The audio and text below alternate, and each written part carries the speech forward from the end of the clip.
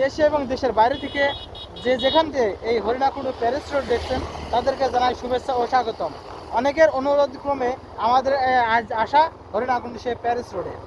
আসলে Paris road বলা হয় কি কারণে আমরা বুঝতে পারি যে এই যে এত সোজা হলে কি প্যারিস রোড, এই যে মাইক্রো গাড়ি যাচ্ছে এর জন্য কি প্যারিস রোড বলা হয় না।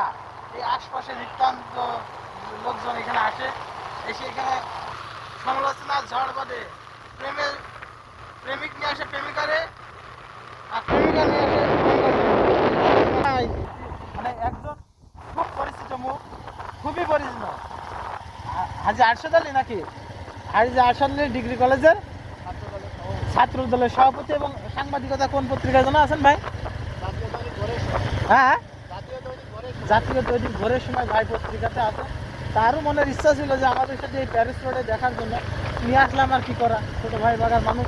যাক ভাই, আপনার এই প্যারিস রোডে কেমন লাগবে?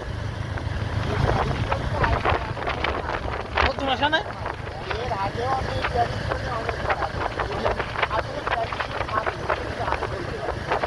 বলতে পারেন না কি কারণ হতে বলতে?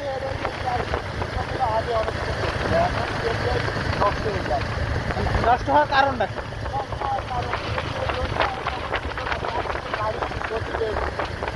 পঁয়তাল্লিশ বা 35 সর্বোচ্চ ছিল, আর এখন আপনি দোষারোপ করছেন যে এই যে এখানে প্যারিস রোডে নিতান্ত ভাবে দুর্ঘটনা ঘটছে না, এর জন্য সরকারের কাছে আপনার কোনো দাবি আছে যে এর জন্য এই যে গতিবিধি নিয়ন্ত্রণের জন্য এখানে কোনো সাইনবোর্ড কিংবা সতর্ক বার্তা দেওয়ার জন্য?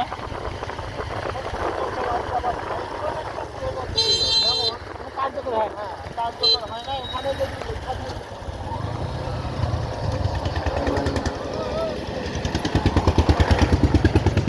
এর কি, এর পরিত্রাণ কিভাবে পেতে পারে? সর্বোচ্চ গতি সীমা আপনার 40 কি 50 কি 60, তাহলে মনে হয় রোড অ্যাক্সিডেন্ট পায়।